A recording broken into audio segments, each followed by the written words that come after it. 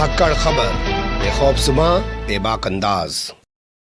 नहीं चलेंगे, नहीं चलेंगे, तानाशाही नहीं सहेंगे, नहीं चलेंगे। बंद करो, बंद करो, बंद करो, बंद करो, बंद करो, बंद करो, बंद करो, बंद करो,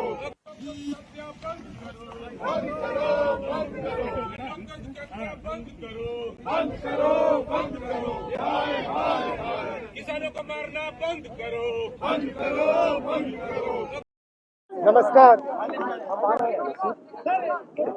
ये एक बार फिर भैया इसको नीचे कर दीजिए प्लीज। ये एक बार फिर सारी की सारी ऑपोजिशन मिलकर लखीमपुर खेरी का जो मामला है उसको उठा रही। हमने ये रिपीटेडली कहा है कि एक मंत्री है जिसके बेटे ने किसानों के खिलाफ किसानों को मारा है, जीप के नीचे कुचला है। रिपोर्ट आई है कि ये एक कंस्पिरेसी है, ये एक आइसोलेटेड इंसिडेंट नहीं है।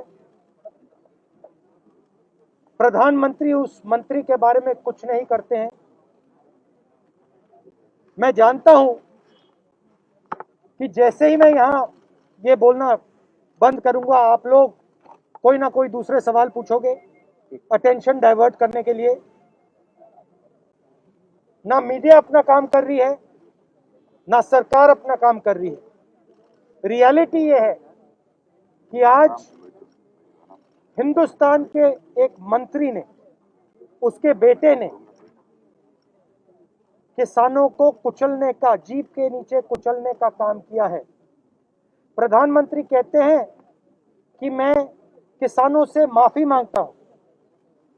एक तरफ कहते हैं माफी मांगता हूं, दूसरी तरफ अपने कैबिनेट में किसान के हथियारे को रखते हैं और उसको हटाते नहीं। तो इसलिए पूरी की पूरी ऑपोजिशन एक साथ आई है। हम ये मैसेज देना चाहते हैं कि जो किसानों के खिलाफ, हिंदुस्तान की आम जनता के खिलाफ किया जा रहा है, उसको हम एक्सेप्ट नहीं करेंगे। धन्यवाद। अब देखिए, कुछ ना कुछ तो वो उनको कहना ही पड़ेगा। चोर आपके घर आता है, वो ये थोड़ी कहता है कि मैं चोरी करने आया था। कभी कहता है? मर्डरर जो होता है वो कभी कहता है मैंने मर्डर किया? सफाई तो देनी पड़ती है, तो सफाई दे रहे हैं। मगर सच्चाई ये है कि पूरे हिंदुस्तान ने उस जीप को, किसानों को कुचलते हुए देखा है। वो जीप किसकी थी वो भी मालूम है सबको, बेटा किसका था वो भी मालूम है। तो सफाई तो उनको देनी पड़ेगी, मगर सफाई देने से कुछ नहीं होगा, क्योंकि एक तरफ सच्चाई है, हम लोग खड़े हैं, दूसरी तरफ झूठ है। और जैसे मैंने आपसे कहा था कि किसान के कानून वापस लेने पड़ेंगे, मैं आपको आज कह रहा हूं कि ये जो व्यक्ति है इसको हम जेल में डाल के दिखाएंगे, छोड़ेंगे नहीं, चाहे आज या कल। Thank you. कल शायद पार्लियामेंट का सेशन खत्म हो सकता है, ये सरकार की मर्जी से होगा। लेकिन मुझे लगता है ये जो लड़ाई है लखीमपुर खेरी वाली, वो खत्म नहीं होगी, वो चलती रहेगी। पूरे देश ने नहीं, पूरे विश्व ने देखा है कि किस तरह से एक मंत्री के पुत्र ने किसानों को कुचल दिया। पूरे विश्व ने देखा, लेकिन हमारे गृह मंत्री और प्रधानमंत्री ने नहीं देखा है। एसआईटी का रिपोर्ट आया है, ये एसआईटी तो आपने ही बनाई है, आपकी ही सरकार है, फिर भी आप मानने को तैयार नहीं।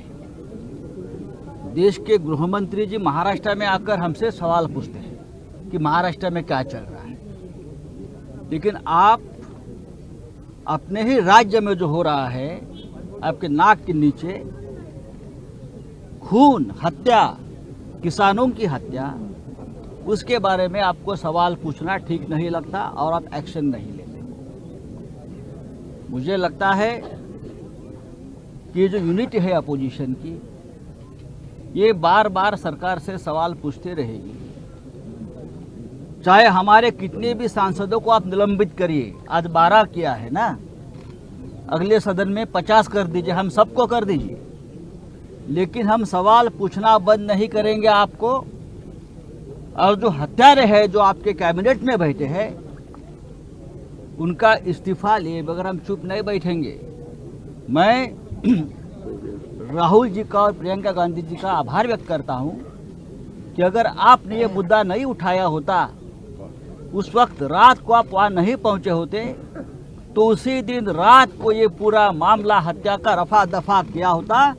इसलिए मैं सभी अपोजिशन के तरफ से आपका आभार भी व्यक्त करता हूं। जय हिंद।